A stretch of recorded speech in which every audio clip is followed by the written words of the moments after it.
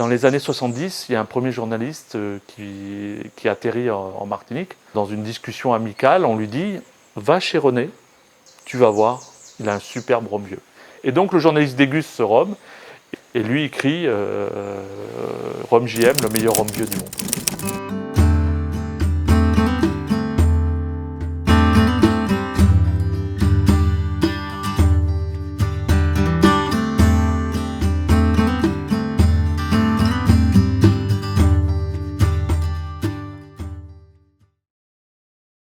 Quand tu découvres JM, tu ne peux pas rester insensible.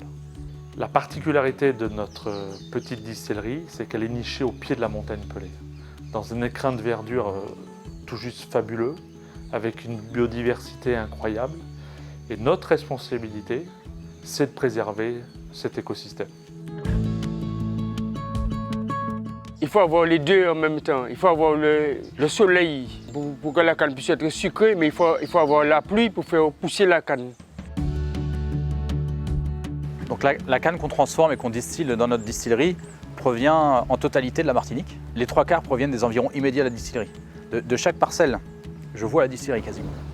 On a tous conscience que là, on ne fait que passer et qu'il va falloir laisser justement ce qu'on a utilisé, il faut qu'on le laisse dans les meilleures conditions possibles. Donc en fait, tout le travail agricole qu'on fait, c'est un travail de surface. Mais la vie agricole, elle se passe sous la terre. C'est ce qui passe, c'est toute la biodiversité qu'on trouve à terre, toute la vie écologique, du petit ver du terre, de la nodule, de toutes les interactions qu'il va y avoir entre les éléments fertilisants naturels. Lire un sol, c'est comme lire un livre, si vous voulez, c'est le lire et essayer de le comprendre. Pour éviter de mettre des produits, on utilise de la bagasse, qui est le résidu de la canne broyée. Et ce produit fini est utilisé pour nourrir le sol et empêcher la pousse de mauvaises herbes.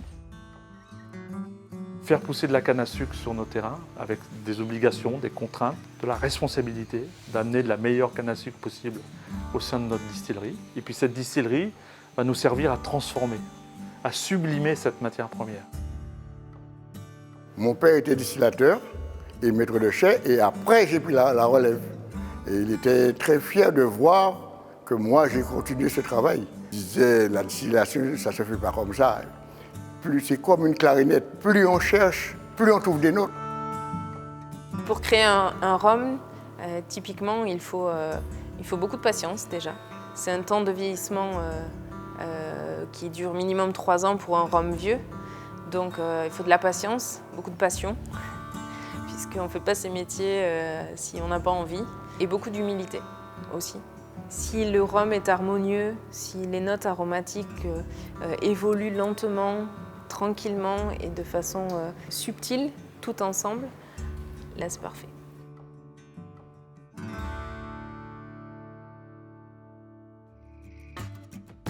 On produit du rhum, on le veut excellent, mais dans notre processus de transformation, on se doit d'être excellent de la même manière que le produit est excellent.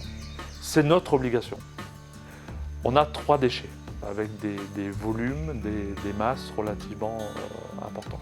La vinasse. La vinasse, c'est le déchet le plus critique, entre guillemets. La solution est simple.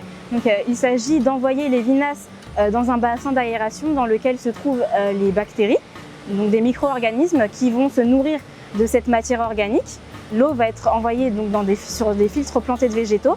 Et donc l'eau en sortant de ces filtres va être plus pure, plus propre et va être ensuite envoyée pour irriguer les différentes cultures donc, de bananes et de cannes. Le deuxième déchet, c'est la bagasse. C'est cette fibre de canne qui est issue du broyage, de la première opération. Cette bagasse, on va en brûler une partie dans notre chaudière pour générer la vapeur qui va nous permettre de distiller.